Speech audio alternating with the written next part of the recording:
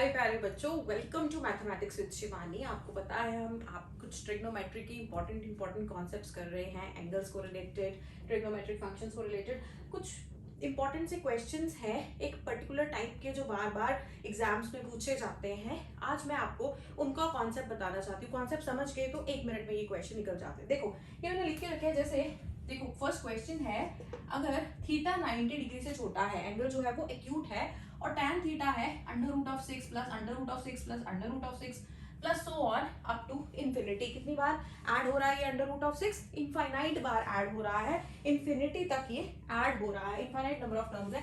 तो बताइए sec square of theta की वैल्यू क्या होगी? ठीक है, tan थीटा जो है वो तो सेक स्क्वायर थीटा से रिलेटेड है, वो हमें जानते हैं, पर ये जो हमारे पास एक जाल बिछ जाता है ना अंडर रूट्स का, ऐसे क्वेश्चन बहुत कॉमन होते हैं। इनको कैसे तोड़ते हैं, इस चक्रव्यूह को कैसे तोड़ते हैं? देखो जब भी इस तरह का क्वेश्चन आ जाए, tan थीटा का आए या कुछ और भी आए, under root plus under root plus under root, आप क्या करो, ये जो पहला अंडर रूट और पहली टर्म है ना, इसको गायब कर दो।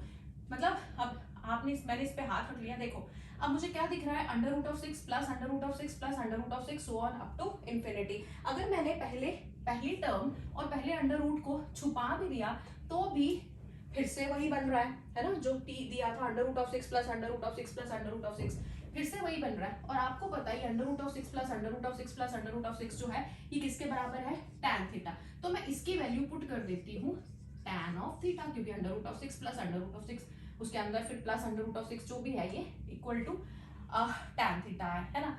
अब जब मैंने हाथ हटाया तो पता चला यहाँ पर तो एक 6 भी था और बाहर इसके एक अंडर रूट भी था। ठीक है, हाथ हटा दिया तो ये बाहर आ गए। तो मेरा इसका मतलब tan थीटा किसके बराबर बन गया? √6 प्लस tan थीटा।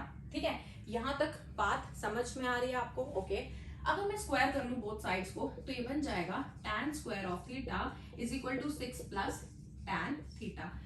इसका मतलब tan square of theta minus tan theta minus 6 जो है वो किसके बराबर है? 0 के बराबर। ये किसके बराबर होगा? ये होगा tan theta -3 into tan theta plus 2। ऐसे भी लिख सकते हैं ना, इसको खोल के देख लो, tan theta -3 into tan theta plus 2 करोगे तो tan square theta minus tan theta -6 ही आएगा।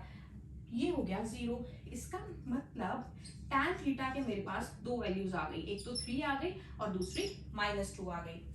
अब हमें तो भाई सेक स्क्वायर थीटा पूछा है, तो सेक स्क्वायर थीटा और tan थीटा तो रिलेटेड है, रिश्तेदार है। कैसे? आपको पता है कि 1 प्लस tan स्क्वायर थीटा किसके बराबर होता है? सेक स्क्वायर थीटा के। इसका मतलब सेक स्क्वायर थीटा जो है वो निकालने के लिए मुझे क्या करना पड़ेगा? 1 plus tan square theta.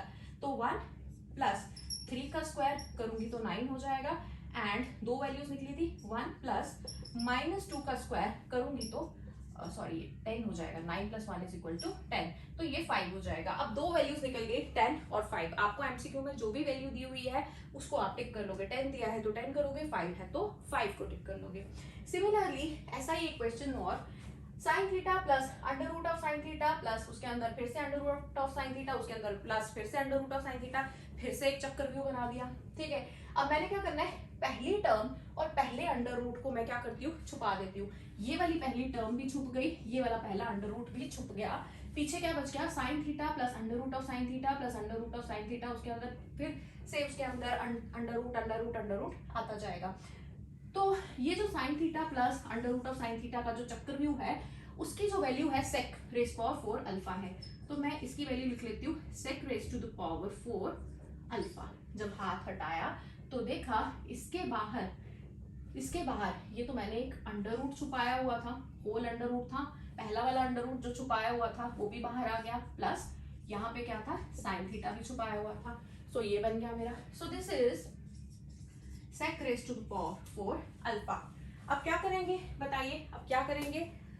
Obviously ये क्या बन गया? Sine theta plus sec square alpha is equal to sec raised to power 4 alpha.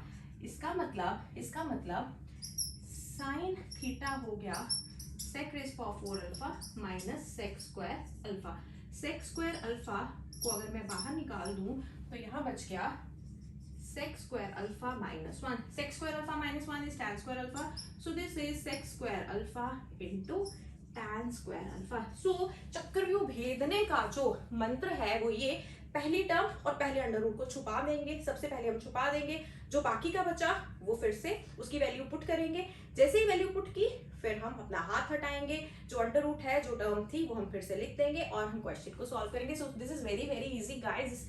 Concept पे बहुत बार क्वेश्चंस आते हैं, इसकी प्रैक्टिस करेंगे, 1 मिनट का कॉन्सेप्ट है। So best of luck and keep shining.